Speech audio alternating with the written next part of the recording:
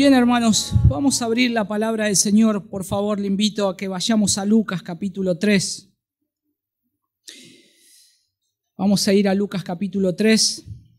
Queremos escuchar a Dios hablar. Y vamos a tomar desde el versículo 7 en adelante. Juan el Bautista está predicando. Ya él está llevando a cabo su ministerio, su propósito por el cual el Señor lo hizo nacer en el tiempo preciso, y él está anunciando y preparando el camino del Mesías, tal cual fue profetizado por Isaías. Ahora él está cumpliendo esa palabra y él está predicando. Y en medio de ese mensaje y en medio de ese contexto, Juan dice lo siguiente a partir del versículo 7. Por eso decía a las multitudes que acudían para que él las bautizara, camada de víboras, ¿quién os enseñó a huir de la ira que vendrá? Por tanto, dad frutos dignos de arrepentimiento y no comencéis a deciros a vosotros mismos, tenemos a Abraham por padre, porque os digo que Dios puede levantar hijos a Abraham de estas piedras. Y también el hacha ya está puesta a la raíz de los árboles. Por tanto, todo árbol que no da buen fruto es cortado y echado al fuego. Y las multitudes le preguntaban diciendo, ¿qué pues haremos?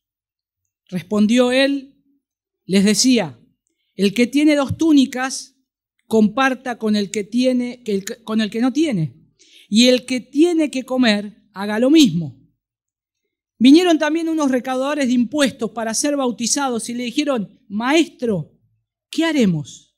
Entonces él le respondió, no exijáis más de lo que se os ha ordenado. Versículo 14. También algunos soldados le preguntaban diciendo, ¿y nosotros qué haremos? Y él les dijo, a nadie extorsionéis, ni a nadie acuséis falsamente, y contentaos con vuestro salario. Como el pueblo estaba a la expectativa y todos se preguntaban en sus corazones acerca de Juan, si no sería él el Cristo, Juan respondió diciendo a todos, yo os bautizo con agua, pero viene el que es más poderoso que yo, a quien no soy digno de desatar la correa de sus sandalias. Él os bautizará con el Espíritu Santo y fuego.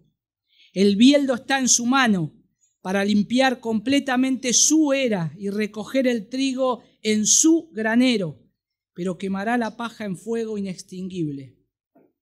Versículo 18. Y también con muchas otras exhortaciones, Juan anunciaba las buenas nuevas al pueblo.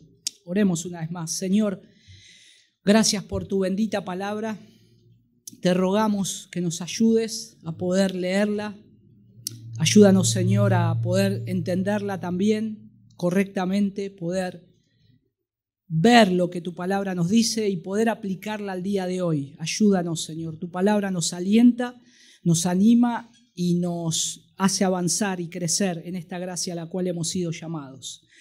Gracias una vez más. En el nombre de tu Hijo Jesús. Amén. Una vez una persona contó esta historia cuando tuvo la oportunidad de visitar al famoso teólogo Francis Schaeffer, un teólogo suizo, él, en su casa en Suiza, donde tenía un lugar que acudían los jóvenes a estudiar y capacitarse. Este teólogo todavía hay escritos, él murió cercanos a nuestra época, pero este hombre que cuenta esta anécdota, es una anécdota que él cuenta, dice que estaban a la mesa comiendo con Francis Schaeffer, con su esposa Edith, y un grupo de jóvenes, y como hacían siempre en sobremesa, se ponía a debatir cuestiones bíblicas, cuestiones que les servían a ellos. Y dice que un joven, una noche después de la cena, la conversación giró en torno a una serie de profundos temas teológicos, pero de repente alguien le preguntó al doctor Schaeffer, ¿qué pasará con aquellos que nunca han oído hablar de Cristo? Y dice que todos se prepararon para una respuesta teológica como él tenía acostumbrado, una disertación como él los tenía acostumbrado. Pero dice que el doctor Schaeffer inclinó su cabeza y se puso a llorar. Y esa fue toda la respuesta que él dio. Cuando nosotros hablamos acerca de la gracia salvadora de Dios y del Evangelio de Cristo, lo que tenemos que entender que el problema es el pecado. Y el pecado trae tristeza a nuestro corazón. El pecado trae tristeza a nuestras almas. Porque si nosotros no nos arrepentimos de haber pecado contra Dios, lo que nos espera es una terrible expectación de juicio. Por lo tanto, no es poca cosa que nosotros estemos viendo el Evangelio y también yendo cada vez al Evangelio, sino que también esto nos muestra la palabra de Dios. Y creo que de los 4 evangelios, Lucas lo que hace es poner este énfasis cuando él comienza a hablar acerca de lo que Jesús empezó predicando, pero sobre todo con anticipación, Juan el Bautista empezó a predicar. Y el Evangelio, cuando nosotros decimos que se trata del pecado y que trata con el problema de nuestro propio corazón, lo que sucede es que el pecado nos confronta a nosotros. Nos confronta porque nos muestra la condición que nosotros estamos delante de Dios, que no es una buena condición. Aquellos que no han sido reconciliados con Dios por medio de Cristo no están viviendo una buena situación. Y por lo tanto, claro que tendríamos que llorar, porque no tienen un Salvador. Y el Evangelio de Jesucristo implica llamar a los hombres a que se arrepientan y se aparten de sus pecados, pero también implica mostrarles sus pecados. Implica estar predicando la ley, que no fue abolida, sino que Cristo vino a cumplirla. Los mandamientos todavía están vigentes, se le exige a los hombres que cumplan eso. Por lo tanto, cuando nosotros exponemos eso, exponemos el pecado en el corazón del hombre, en nuestro propio corazón, y lo que nosotros tenemos que hacer es tratar de ayudar a la gente a ver y hacer frente honestamente a su estado y condición de pecadores. Y creo que lo que Juan el Bautista dijo y empezó a predicar nos puede ayudar para esto. Pero no nos tenemos que quedar solamente con este mensaje. Es un mensaje fuerte el de Juan el Bautista, de arrepentimiento, de juicio y de salvación, sino que todo el Evangelio está adornado y sus contornos son la gracia del Señor y la gran misericordia que tiene para pecadores. Pero lo sostiene una base inamovible, que es el amor del Señor, el amor hacia pecadores que están perdidos. Y por lo tanto, en esta mañana yo deseo que podamos ver esto, porque lo que nos narra el Evangelio es que Juan el Bautista no solo se preparó para este mensaje, para este tiempo, el Señor lo había llamado, sino también para predicar en contra del pecado y mostrar a los hombres su condición, la condición que ellos están. Y es muy claro en Lucas 3, y esto está implícito en el hecho de que predicaba el arrepentimiento. Y nosotros sabemos que el Evangelio de esta predicación de Juan el Bautista, el que narra esto es Lucas. Lucas era un médico gentil, en el cual cuando ustedes se ponen a leer el Evangelio de Lucas, Lucas capítulo 1, él dice cómo empieza a narrar toda la historia de la salvación, de la redención.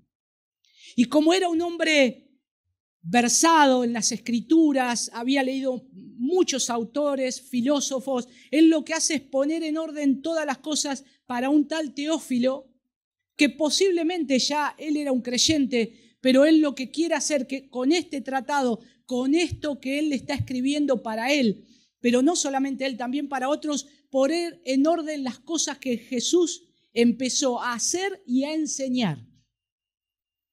Entonces, cuando tomamos el Evangelio de Lucas, es un evangelio precioso porque Lucas inclusive pone cosas que dijo Mateo y pone también cosas que dijo Marcos. Mayormente a veces encontramos cosas que dijo Mateo, pero en la estructura de los mensajes que él hace vemos una similitud a Marcos. Entonces, él siendo un escritor que no solamente escribió este evangelio, sino también Hechos, lo que hace él es ponernos en el orden de lo que van sucediendo las cosas. Él empieza con la anunciación, lo que va a pasar, que van a ser Juan el Bautista, que van a ser Jesús el Mesías. Y tiene esa particularidad. Pero cuando empieza a ver y a mostrar el principio del ministerio de Jesús, lo que lo pone en primer lugar es a Juan correctamente, porque está preparando el camino del Mesías. Juan lo que está dejando en claro es: yo no soy el Mesías que están esperando, yo no soy aquel que los profetas dijeron que va a venir, que los va a salvar, sino que yo estoy hablando acerca de Él, lo que Él va a hacer. Pero Juan los está introduciendo al contexto de por qué ellos tienen que estar preparados para recibir el mensaje del Mesías. Y esto es básicamente lo que podemos ver acá. Y deseo que podamos despertar al evangelio bíblico considerando 3 elementos. En primer lugar, exponer y confrontar con mucho amor y gracia el pecado de los que nos oyen. En segundo lugar, recordar la ira de Dios que se avecina y el juicio venidero. Y en tercer lugar, quitar aquellas esperanzas falsas y autoengañosas. Yo creo que estos 3 elementos están en estos versículos que van del 7 al 18. Entonces, vamos a ver ahí y vamos a introducirnos ya, porque esto nos deja pensando en qué situación Juan comienza a predicar y qué comienza a predicar. Bueno, una de las cosas que Lucas quiere enfatizar es que aquellos que son instruidos en la fe tengan un fundamento en la vida de Jesús, en la fe que los guía a la salvación y en el arrepentimiento. Por eso Lucas empieza su evangelio de esa manera. Lo que él quiere dejar en claro es que el hombre se tiene que arrepentir, ustedes se tienen que arrepentir. Nos tenemos que arrepentir porque somos pecadores. Nos tenemos que arrepentir porque si no nos arrepentimos y creemos en Cristo, la ira de Dios que se avecina nos va a alcanzar. Entonces eso, Lucas en parte habla mucho acerca de eso.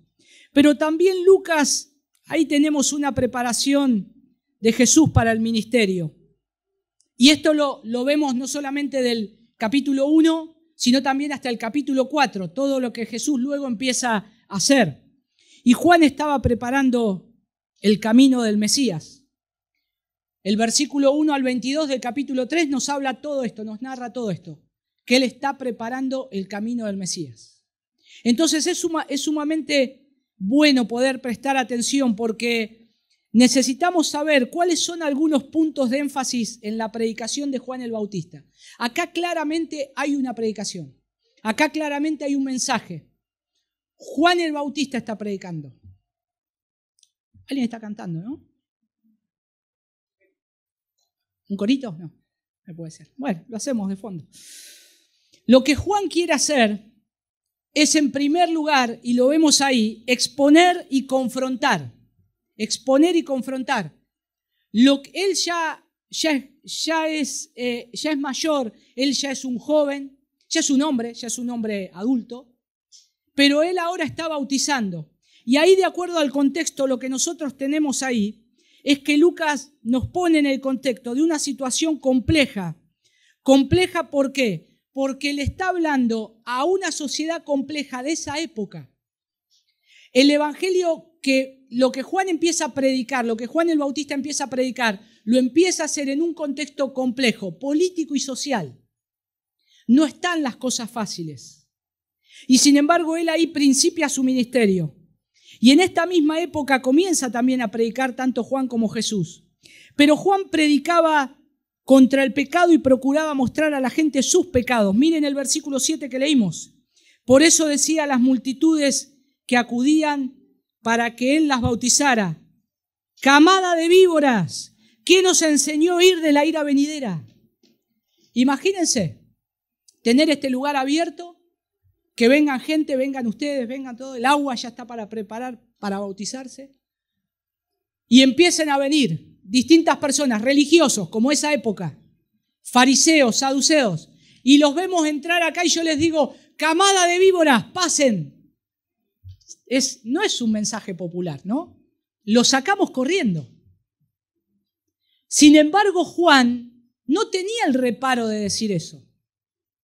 Ahora es interesante porque Juan, cuando empieza a citar ciertas cosas que se ven ahí como víboras, huir, cosas de la agricultura, los pone en el contexto de donde él está predicando porque son cosas del desierto. Las víboras estaban ahí en el desierto, la gente las veía. La gente sabía que cuando se gestaba algún fuego, las víboras salían corriendo, salían de sus agujeros y se escondían. Entonces Juan empieza a usar todas estas imágenes para ponérsela de nombre a unas personas que él les quiere llamar la atención y no ser malo por el hecho de que es malo y duro Juan, sino para que se den cuenta la condición que están. La condición de que se tienen que arrepentir, que están en peligro. Y Él quiere que se arrepientan. Y Él quiere que pongan su fe y su esperanza en el Mesías que está viniendo. En el Mesías que ya había venido, perdón. Y está implícito ahí en el hecho de que Él predica el arrepentimiento, versículos 7 y 8.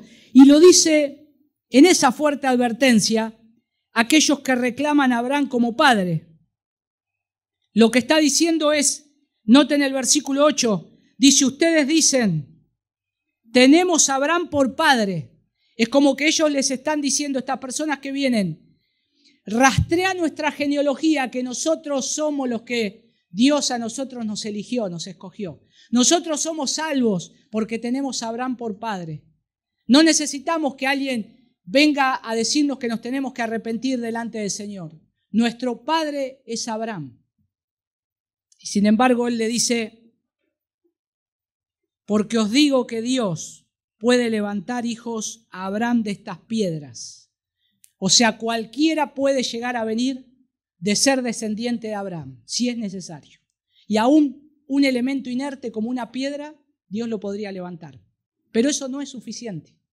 Eso no es suficiente para ponerse a cuenta con Dios. Eso no es suficiente para estar recibiendo esa fe y ese arrepentimiento genuino para salvación. Y lo que él también estaba haciendo es decirle de que huyan de la ira venidera. Que no vivan conforme a lo que ellos están apegados a sus tradiciones y querer vivir conforme a la ley de Dios. Porque lo que hace la ley de Dios es exponer el pecado del corazón del hombre. Si alguien quiere vivir conforme a la ley de Dios y cumplir todos los mandamientos, no lo podemos hacer. Y por lo tanto vamos a morir. ¿Qué hombre lo puede hacer? No lo podemos hacer. Tenemos que mirar la ley de Dios, pero no podemos decir por genealogía que somos de Abraham o que nosotros sí cumplimos todos los mandamientos, la ley de Dios, porque luego Jesús los va a exponer y los va a dejar al descubierto, que ellos no cumplen la ley de Dios. Y por lo tanto Juan los está tratando de despertar, llamar a los hombres a que se arrepientan y se aparten de sus pecados, también lo que implica es mostrarles su pecado. Implica mostrarles su pecado. Predicar la ley, exponer el pecado, tratar de ayudar a la gente a ver y hacer frente honestamente su estado de condición de pecadores. Y creo que esto está muy ejemplificado en los versículos que viene adelante. Porque nosotros no es que salimos y queremos buscar a alguien en la calle para refregarles cuán malos son o qué pecadores son. Lo que nosotros genuinamente queremos hacer es lo que Cristo hizo con nosotros, porque estábamos en la misma condición. ¿Qué somos mejores nosotros ahora porque conocemos el Evangelio? ¿Somos mejores que los otros? Nosotros hemos alcanzado todos los oráculos de Dios porque ahora el Señor nos reveló el Evangelio. Estábamos en la misma condición. Y la misma gracia y misericordia que hubo para nosotros tiene que haber con los otros pecadores que hoy rechazan el Evangelio. Y nosotros queremos llegar a ellos. Ahora noten que lo pone en el contexto de cosas que hay que hacer. Miren los versículos 11, porque dice, versículo 10, las multitudes le preguntaban diciendo, ¿qué pues haremos? O sea, nos estás diciendo que nos arrepintamos. A algunos de nosotros nos estás tratando de camada de víboras. Todo esto nos preocupa. ¿Qué vamos a hacer? ¿Qué tenemos que hacer para salir de esta condición? Y entonces él acá expone 3 tipos de personas que estaban ahí escuchándolo y que él les estaba predicando. En primer lugar, el público en general. que lo dice ahí el versículo 11. Pero después ya va a algunos específicos, recaudadores de impuestos, y él les dice lo que tienen que hacer. Y después los soldados, y él les dice lo que tienen que hacer. Pero en los tres casos, ¿qué hace él? Les remarca el pecado. Ahora, noten esto. El evangelio popular hoy, ¿qué ha hecho? Cuando viene gente a la iglesia, no le habla de arrepentimiento, no le habla de pecado para no espantarlos. No hay un mensaje de decirle camada de víboras. ¿Qué hubiese pasado si Juan estuviera en esta época? Nosotros le hubiésemos dicho, Juan, ¿estás loco? Mirá tu ministerio, está siendo exitoso. Viene gente a bautizarse, están acudiendo a vos y está exitoso tu ministerio. No le digas camada de víboras, están viniendo solos. Ellos vienen por propia voluntad, se quieren bautizar con vos. Sin embargo, él conocía a estos hombres por qué se querían bautizar. Ellos no se querían estar bautizando genuinamente para poder creer en Cristo, sino que lo que tenían eran temor. Huían. Pero verdaderamente querían seguir con toda su religiosidad. Querían seguir con toda la religiosidad que a ellos les rodeaba. Por eso es muy específico y hay ciertos pecados que el pueblo era culpable. Primero, el pueblo en general. Dice, respondiendo él les decía, el que tiene 2 túnicas, comparta con el que no tiene, y el que tiene que comer, haga lo mismo. Acuérdense que en la época de antes no era como nosotros hoy, que abrimos el placar y tenemos un perchero ahí, no tengo que ponerme. Tenés un montón de ropa, no sabés qué elegir. En ese entonces todos tenían una túnica. Y en el caso que tengas 2 túnicas, tenías algo de plata para poder comprarte 2 túnicas. Pero generalmente se usaban 2 túnicas y la gente se esforzaba por eso.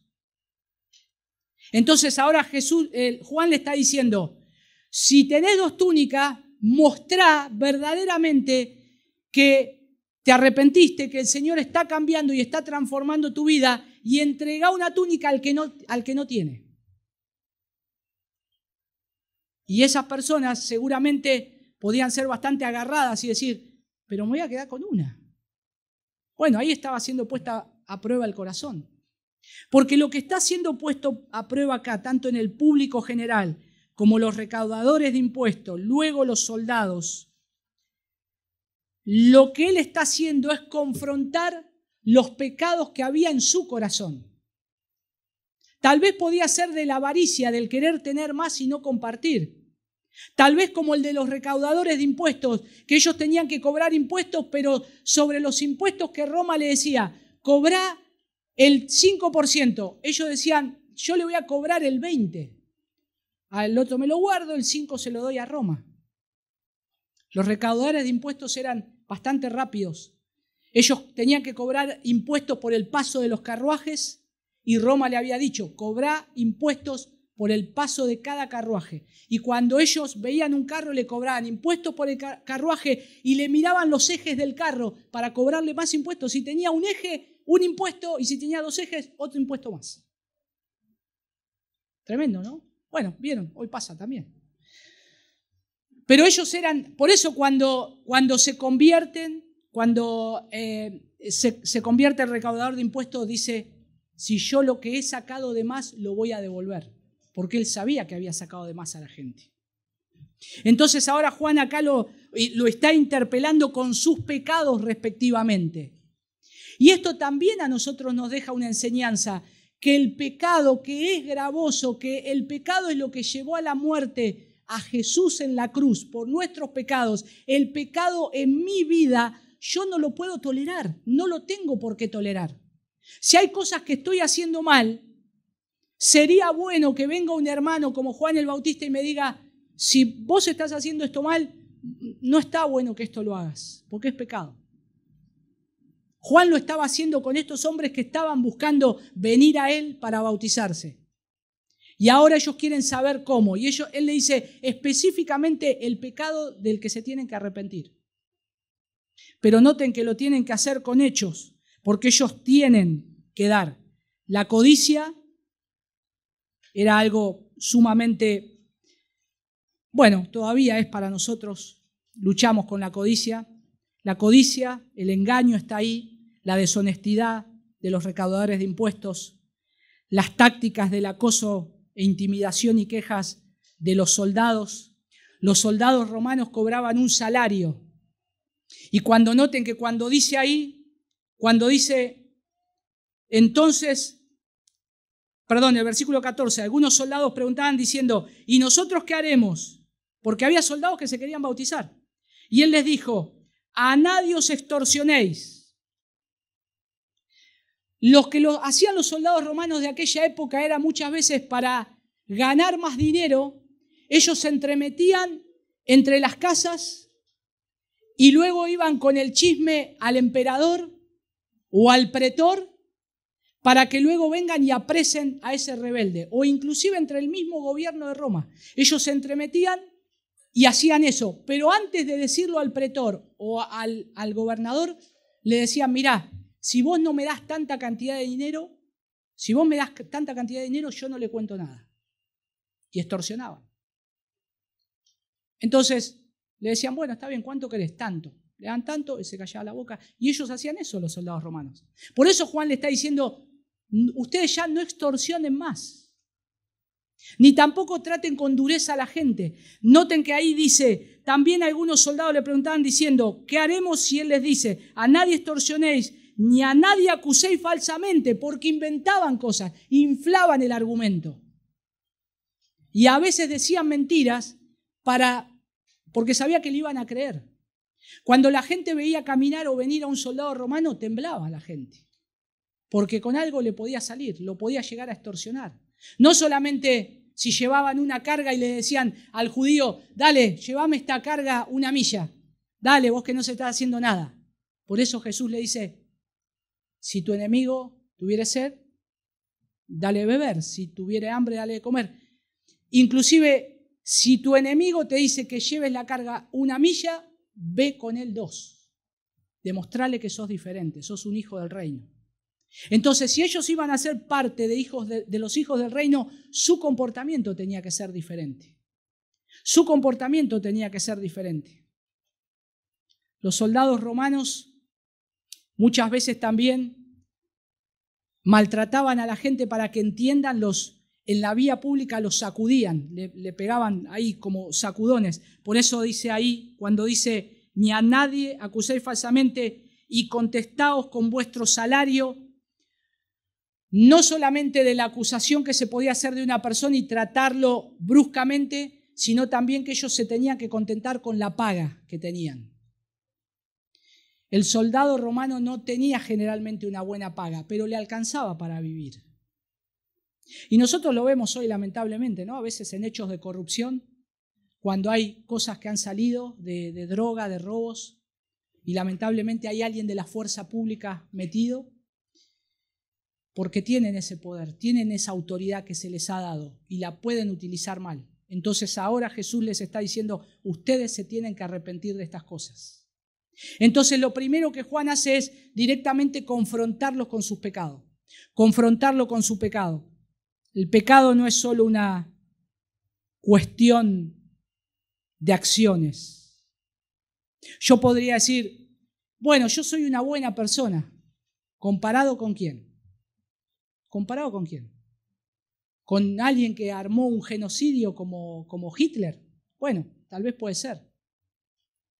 Y tenemos ese problema al corazón del hombre, que cuando nos confrontan con el pecado, no nos gusta. ¿A quién les gusta que lo confronte con el pecado?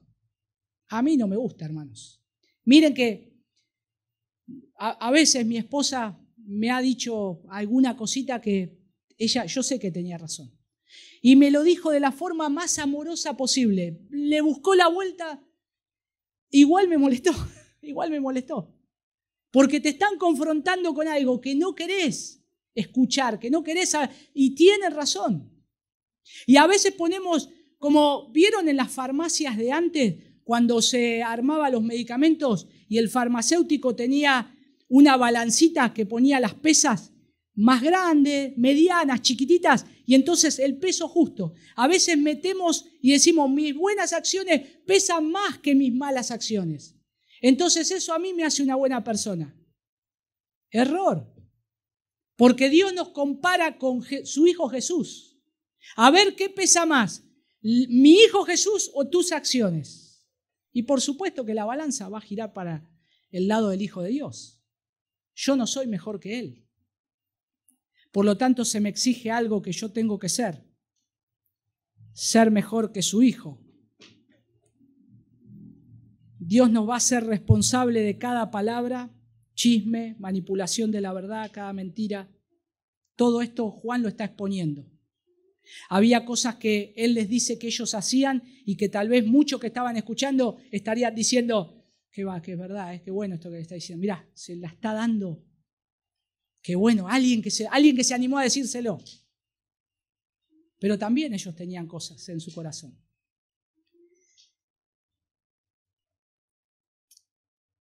Y la espiritualidad va más allá de la ley. Porque lo que se extiende la espiritualidad es a cada acción de pensamiento que nosotros tenemos también. Yo puedo tener muy buenas acciones, puedo mostrarme buenos entre ustedes, pero mi pensamiento, mi corazón que gobierna todo, ¿cómo está? ¿Cómo está delante del Señor? Puedo engañar fácilmente de una manera. Esta gente estaba diciendo, buscá la genealogía, mi padre Abraham, lo podés ver. Sin embargo, lo que está tratando es con el corazón. Cuando Cristo vino, trató con el corazón del hombre. Dice en Juan, al final del capítulo 2, que Jesús no se fiaba de nadie porque Él conocía el corazón de todos los hombres. Y el problema es el corazón. Y ahí es donde radica todo. Recuerdo algo que pasó, un hecho, tal vez ustedes se acuerdan de un hombre que hace muchos años salió en las noticias, fue algo gracioso. No salió el hombre, salió la anécdota. El hombre había encontrado, no sé cuántos, una bolsa, un maletín, un bolso en un hotel, abajo de la cama, lleno de dólares. Y el hombre lo agarró y lo devolvió, se lo devolvió. Le dijo, ¿quién estuvo en la habitación acá? Mirá, este maletín lleno. Uy, gracias, la verdad que, ¿cómo? Y entonces el conserje llamó al dueño del hotel, que estaba ahí, el responsable, le dijo, no, pero esto es inusual. Esto no pasa siempre. Vamos, a mí me gustaría, dice, que por favor usted llamemos a la prensa, llamemos y haga un reportaje, algo, es un buen mensaje para la gente, para la sociedad. Y el hombre decía, no, gracias, yo lo hice de cariño, no es necesario, no, yo llamo. Y el hombre dice que ya estaba llamando a un canal de televisión que él conocía, un periodista. Y el tipo agarra y le dice, por favor, cortá. ¿Por qué? Porque con la mujer que estoy en la habitación no es mi esposa. Entonces miren cómo a veces las buenas acciones, un hombre tan bueno, tan generoso que devolvió, pero estaba haciendo algo malo, estaba engañando a su esposa. Entonces, esto no se trata solamente de lo que son las acciones. ¿Cómo se mide la gravedad del pecado? Ver la gravedad del pecado de cada uno. Lo que se mide la gravedad del pecado es viendo contra quién pecamos. La gravedad del pecado en el hombre no está en lo que yo pueda hacer mejor que el que está al lado mío o peor que el que está al lado mío. La gravedad del pecado es a quién estamos ofendiendo. Y al que estamos ofendiendo es al Rey del universo, al Señor, Rey de reyes y Señor de señores.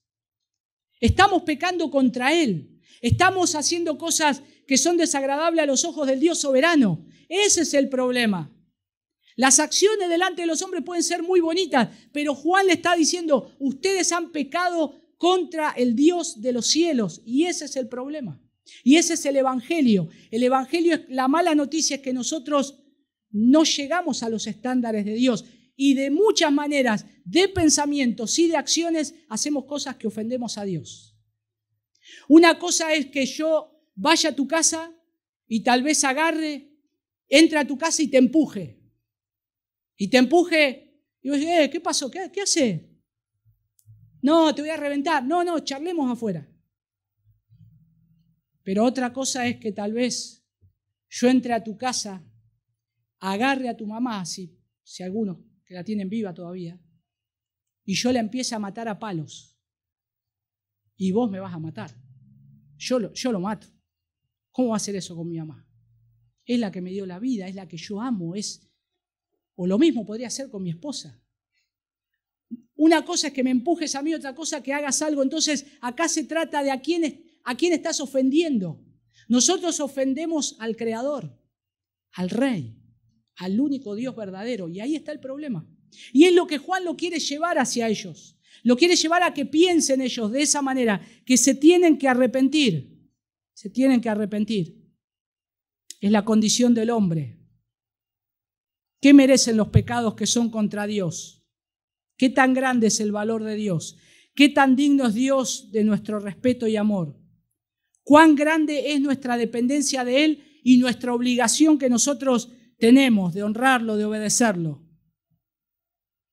Bueno, hay mucha gente que también hace cosas buenas, ¿no? Hace cosas buenas, actos honrosos, pero no están pensando en glorificar a Dios. Son buenos esposos, son buenas esposas, pero no están diciendo, te quiero dar toda la gloria a vos, Señor. El catecismo menor, el catecismo menor de Westminster dice algo interesante porque habla de lo que necesita un corazón justo que ama y atesora a Dios por encima de todas las cosas. El catecismo es preguntas y respuestas, ¿no? Antes se catequizaba, el que enseñaba era el catequista en la época de la Reforma y el que aprendía era el catecúmeno, o sea, el que estaba aprendiendo. Y el catecismo dice, ¿cuál es el fin principal de la existencia del hombre? Es una pregunta. Y su respuesta es, el fin principal de la existencia del hombre es glorificar a Dios y gozar de Él para siempre. Y la palabra de Dios nos lleva a esta norma justa de la vida. Es lo que nos lleva a la palabra de Dios, a vivir claramente haciendo esto. Y el estándar entonces es un corazón justo, un objetivo justo y una norma justa. Eso es lo que necesitamos. Tener un corazón justo, tener un objetivo justo y una norma justa. Eso es lo que nosotros necesitamos saber y aprender. Y es lo que Juan los está llevando a que ellos tenían que hacer. Lo primero que tienen que hacer ustedes es arrepentirse. Arrepentirse de sus pecados. Pero noten lo que Juan advierte, la segunda cosa que advierte a la gente acerca de la ira de Dios y del juicio venidero. Miren cómo lo dice. Dice versículo 9. Y ya también el hacha está puesta a la raíz de los árboles. Por tanto, todo árbol que no da buen fruto se corta y se echa en el fuego. Pero miren ahí también lo que dice el versículo 17. Su aventador está en su mano y limpiará su era y recogerá el trigo en su granero y quemará la paja en fuego que nunca se apagará. Tremendo, ¿no? Juan advierte a la gente acerca de la ira de Dios y del juicio venidero. Y el fuego se utiliza en todo el Nuevo Testamento como la ira eterna de Dios. Cuando nosotros leemos del fuego, no está solamente el fuego cuando Jesús después de resucitado pescados, está comiendo algo, sino que habla de la ira de Dios. Y se utiliza mucho, que Dios va a derramar sobre los pecadores que no se arrepienten. Y eso va a ser en el infierno. Pero noten el versículo 17 lo interesante que dice. Su aventador está en su mano.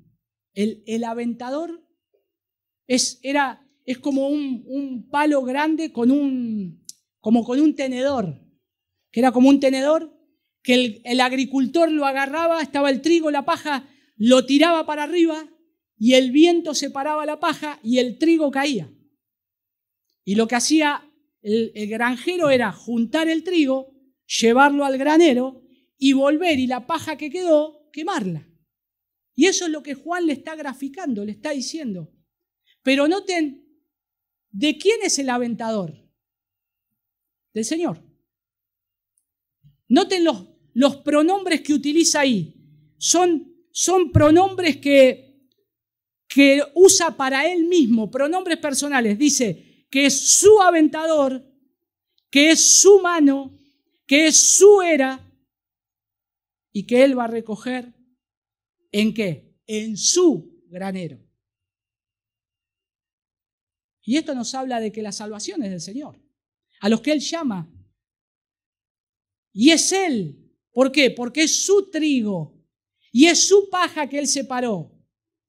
Y es Él el que va a prender fuego y es todo de Él. Y yo tengo que tener temor y reverencia. Acá hay sufrimiento eterno. Y nuevamente, ¿no? ¿Por qué Juan predicó esto? ¿Porque era malo, sádico?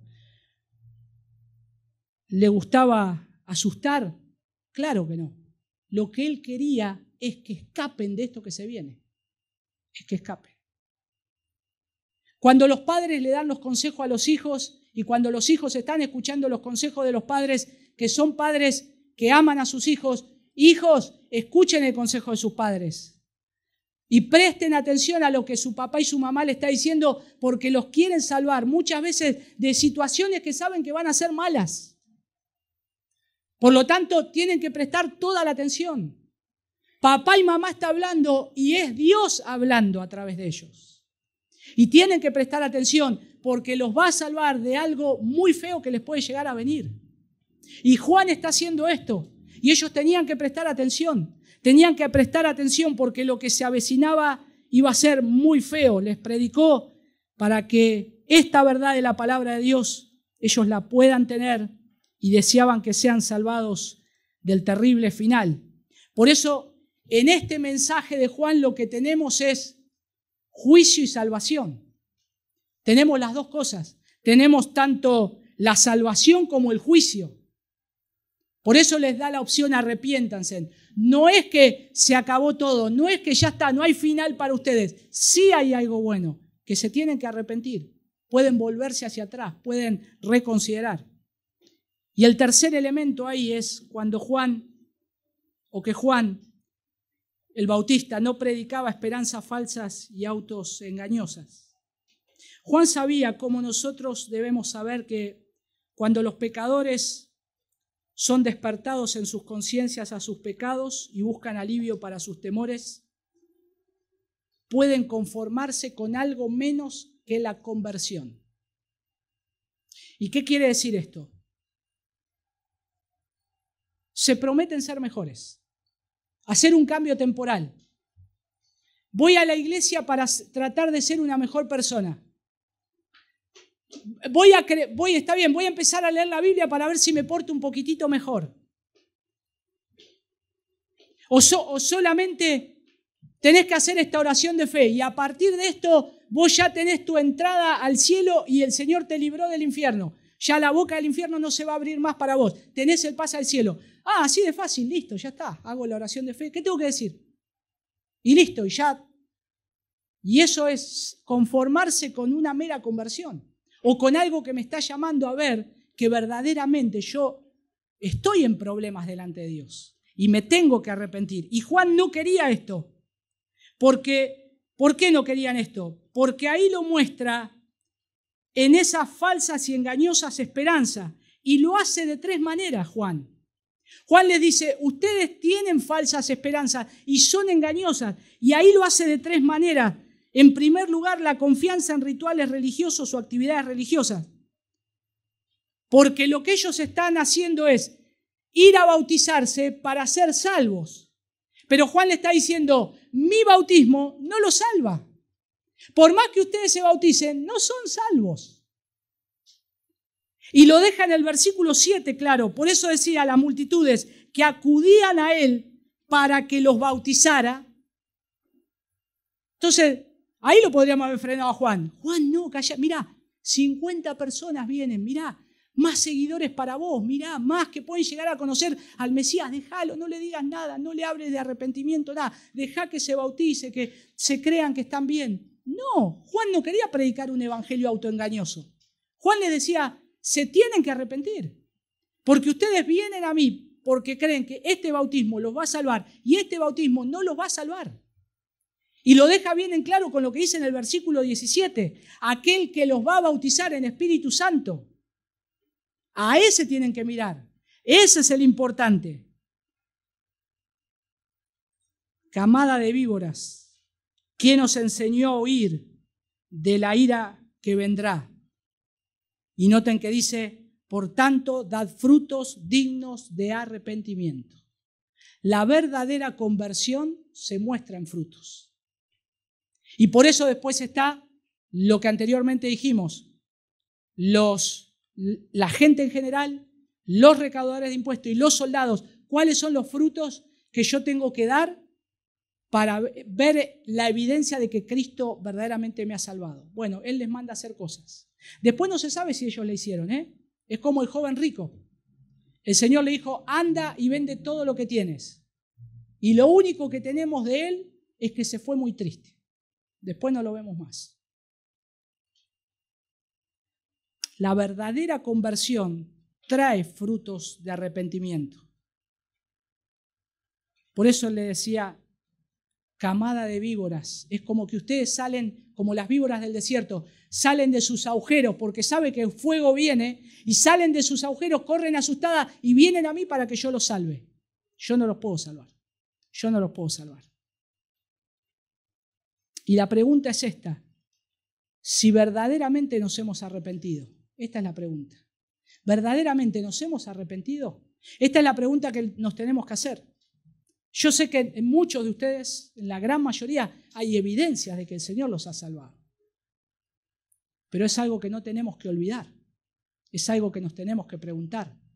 ¿Verdaderamente yo estoy dando frutos de arrepentimiento? ¿Soy verdaderamente alguien que ha entendido el Evangelio, la gracia del Señor, por qué me ha salvado? Y esto, mis hermanos, pasa en las iglesias evangélicas, porque mucha gente comienza a asistir a los cultos, mucha gente se empieza a involucrar en los ministerios, mucha gente empieza a hacer algo, entre comillas, para la iglesia y piensan que por eso son salvas. Porque están en un lugar donde hay Biblias, donde hay personas que llevan Biblias y donde se ha predicado una salvación y un evangelio que te recibe así, livianamente. Pero no se habla de arrepentimiento genuino, ni del infierno, ni de que viene la ira venidera. No se habla ninguna de esas cosas. Se sienten mejor con ellos mismos. Yo voy a la iglesia. Cada vez que voy a la iglesia me siento mejor. Vos sabés que me voy de acá y me voy con una paz. Y la preocupación mía es si te arrepentiste verdaderamente. No importa cómo te sentís. El lugar no te va a salvar. Las sillas no te va a salvar. El banco no te va a salvar. El predicador no te va a salvar. El que cantes no te va a salvar. El que oremos por vos no te va a salvar. Te va a salvar si te pones en condición y a cuentas con Dios. Y eso implica arrepentirse de sus pecados, cada uno de nosotros, y poner nuestra mirada en aquel que nos puede librar de la ira venidera y que se llama Jesús. Ese es el Evangelio. No podemos confiar en los rituales religiosos. Y Juan le está diciendo, no confíen ni en su padre Abraham ni en todo lo que ustedes saben como rituales religiosos. Participar de actividades de la iglesia y ser parte del pueblo de Dios. Y Juan les advierte a estos hombres acerca de confiar meramente en estas actividades. Tampoco de esa herencia religiosa de tenemos a Abraham por padre. Y este era un problema de muchos judíos de esa época. Tenían el privilegio de ser descendientes físicos de Abraham, pero lo que Juan le está diciendo que eso no les va a dar la salvación. Porque el pacto de redención está hecho desde el principio de Génesis. El pacto de redención está hecho desde el principio de Génesis y culmina en Juan, que es el último profeta, diciendo en quién tienen que poner su mirada para ser salvos. Porque ese es el que va a venir y el que va a darles un corazón nuevo. Es el que va a escribir la ley dentro de ustedes. Es el que le va a dar un espíritu nuevo. Es el que va a quitar el corazón de piedra y les va a poner un corazón de carne. No son sus antepasados, no es Abraham. Todo eso es figura del que va a venir y apunta a Cristo. Y se cumple el pacto de redención en Cristo. Y eso es lo que Juan está diciendo, marcándole a él. Aquel que es mucho más poderoso que yo, dice. Yo no soy digno de agacharme para atar sus sandalias. Denota la humillación, el que él es siervo, que no lo tienen que mirar a él, sino a aquel que viene. Y no confiar en una profesión de fe vacía. Porque Juan ahí los desafía a no confiar en una profesión de fe en Cristo, porque ni el arrepentimiento que no hubiera producido en la práctica una vida cambiada de devoción y obediencia a Cristo. Lo que hace el genuino arrepentimiento y de que vos estás en Cristo es que te acercás más a Cristo, amás más a Cristo y el pecado cada vez en tu vida cada vez es más asqueroso. Cada vez hay más repulsión. Porque antes te gustaba hacer lo que hacías, te gustaba mentir, te gustaba engañar, te gustaba robar, te gustaba un montón de cosas. Pero ahora no, ahora detestás esas cosas. Y cada vez que decís una mentira te dolés y decís, esto no puede estar en mi vida, esto es engaño, no puede estar. Y sabés que si sacaste algo, por más pequeño que sea, no sé, un lápiz de un compañero en la escuela, en el banco, no es tuyo y estás robando.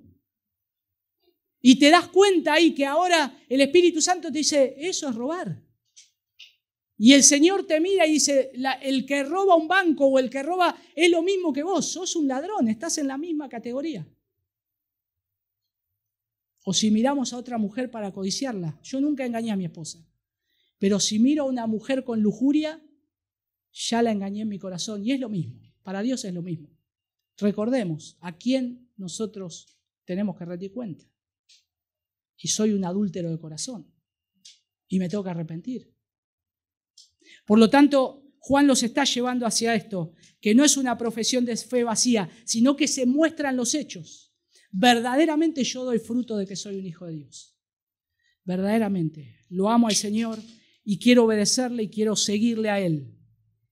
Por supuesto que nuestra obediencia no merece la salvación.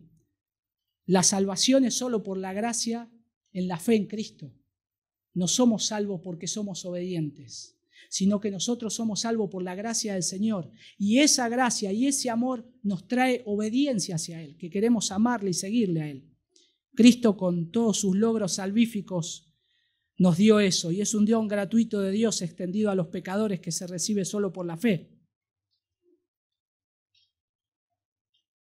Si nosotros tuviéramos que aplicar todo esto y decir, bueno, yo sé que en partes del mensaje ustedes han aplicado algunas cosas. Yo he tirado aplicaciones, prácticas. Pero ¿cómo podríamos aplicar esto? Bueno, hay algo importante a saber. Que Cristo no nos salva de pecar. Cristo no nos salva de pecar. Cristo nos salva del pecado. El pecado siempre está ahí. Y es verdad que muchas veces vamos a caer, que muchas veces vamos a hacer cosas que nosotros no queremos hacer, vamos a ofender, vamos a hacer cosas, claro, lo vamos a hacer. Estamos de este lado, todavía no hemos sido glorificados. Por eso anhelamos la redención, anhelamos que este cuerpo sea redimido, no solamente por todos los achaques y la dolencia física, sino por todo lo que lleva a ver con qué tengo que luchar. Y cada uno sabemos con qué tenemos que luchar. Pero Él ya nos libró del pecado. Esa es la obra de Él. Ya el pecado no se enseñorea de nosotros. Ya el pecado no es una práctica en nosotros. Ahora el Espíritu Santo nos convence, nos dolemos, nos arrepentimos. 1 Juan 1:9, ¿no? Nos arrepentimos y ¿a quién tenemos? A un abogado, que es Jesucristo. Nos perdona y seguimos adelante. Pero ya no queremos hacer lo mismo. Y tenemos ahí esa lucha. El Señor nos salva del pecado, de su culpa, de su castigo, pero también que haya una verdadera conversión va a haber frutos y el fruto es la obediencia. El fruto es la obediencia. Todo lo que dice la palabra de Dios lo tenemos que hacer. Lo que el Señor nos dice en su evangelio. Lo tenemos que hacer. Y si no lo hacemos, lo desobedecemos. Y hay un peligro muy grande de confiar en una profesión de fe en Cristo que no se evidencia en una vida cambiada de devoción a Cristo. Por eso Juan predicaba de esta manera con el objetivo de despertar a los pecadores a su necesidad. Y es importante, hermanos, que esto es solo uno de los puntos del Evangelio, porque el Señor también llama a los pecadores con amor, con gracia, con compasión, con misericordia, pero también con abundante perdón. Hay abundante perdón para acudir a Cristo. El mensaje que hoy expusimos, que es el de Juan, nos resalta la ira venidera, nos saca a la luz el pecado, pero recordemos que tenemos todo un evangelio para ver. Y el evangelio de Cristo lo tenemos que tomar todo completo, no solamente estar predicando la ira de Dios, porque nos volveríamos injustos. Solamente exponer a un Dios totalmente airado. Seríamos injustos delante de Él y de su evangelio, porque también está su gracia, su amor y su misericordia. Y no nos tenemos que olvidar de eso, porque es lo principal. Y lo que tenemos que hacer es ser honestos y reconocer que no podemos ser salvos por nuestra propia rectitud y fuerza. Y debe haber un equilibrio. Juan no solo advirtió de la ira de Dios a los pecadores y del juicio venidero y de las falsas y engañosas esperanzas, sino que tenemos que recordar que Juan también dijo, y esto está en Juan capítulo 1, versículo 29. Juan les dijo: he aquí el Cordero de Dios que quita el pecado del mundo. Ahí está la respuesta. Yo les estoy diciendo todo lo que ustedes son, de qué se tienen que arrepentir. Yo no los puedo salvar, mi bautismo no los puede salvar, pero miren quién viene ahí, miren quién viene. Viene Jesús. A ese tienen que mirar. Ese es el que va a quitar el pecado del mundo. Ese es el que va a quitar el pecado de sus vidas. Ese es el que les va a dar un nuevo corazón. Ese es el Mesías prometido que dijeron los antiguos, ahora está acá, en esta hora, en este tiempo. Por eso Juan decía: Señor, venís a bautizar, vos me tenés que bautizar. Y qué precioso es, hermanos, que Jesús ha resucitado, ¿no? Y que lo tenemos acá. Lo tenemos en esta reunión donde están 2 o 3, somos más. Y Jesús está acá para salvar. Jesús está entre nosotros para que los que se tienen que arrepentir se arrepientan, lo miren a Él y crean y sean salvos de la ira venidera. Pero no solamente por la ira venidera que vendrá, sino por todos los gozos que hay en Cristo. Déjeme finalizar con el versículo 16. Lo que Juan nos dice básicamente es una paráfrasis, el versículo 16, lo que tengo acá. Pero lo que Juan está diciendo es lo siguiente: amigos, puedo bautizarlos con agua, pero no puedo salvarlos. Puedo exponer sus pecados, pero no tengo poder para librarlos de su culpa y del juicio venidero. Puedo declararles la necesidad de arrepentimiento, pero no puedo darles un nuevo corazón y el poder para arrepentirse. Pero les señalo a uno que sí puede: el Señor Jesucristo. Y es lo que dice ahí el versículo 19, al final del 16. Él los bautizará en Espíritu Santo y fuego. Y lo que Él no solamente nos bautiza en Espíritu Santo y fuego es para vivir y capacitarnos en vivir una vida piadosa. Vivir una vida para Él, una vida de arrepentimiento. Y eso es lo que Juan les está diciendo: yo los estoy llamando a eso, a que puedan vivir para su gloria. Pero es un Dios que bautiza en Espíritu Santo, pero también en fuego. Muchos dicen: es lo que necesitamos, Pentecostés, el fuego, y toman este texto. Lejos está de que Juan diga eso. De que sea un fuego que el fuego es para lo del versículo 16. El de más arriba, ¿con qué va a quemar la paja? Con fuego. Bueno, Jesús viene para salvación y darles el Espíritu Santo, pero va a venir con fuego para quemar los que no son de Él. Por lo tanto, Juan dice, arrepiéntanse y crean, porque ahí está la salvación. Vamos a orar. Señor, te damos gracias por tu palabra. Te damos gracias, Señor, porque a cada momento nos llamas a que consideremos todas las implicaciones del Evangelio. Señor, quiero rogarte que nos ayudes a poder recordar siempre tu bendita palabra y gracias por aquellos que han alcanzado salvación. Gracias porque nos has salvado de la ira venidera. Y Señor, tú eres un Dios que no retarda su promesa como algunos tienen pensado, que parece que es así, sino que tu palabra nos dice que tú no quieres que perezcan, sino que procedan al arrepentimiento todavía aquellos que estás llamando para salvación. Y te doy gracias por ese plan eterno. Señor, que de este lugar se levanten niños que se arrepientan de sus pecados y pongan su fe en tu Hijo Jesús para salvación, jóvenes, mayores, adultos, hombres, mujeres.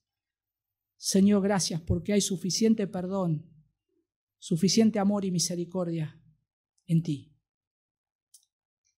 Gracias nuevamente, Padre, en el nombre de tu Hijo Jesús. Amén.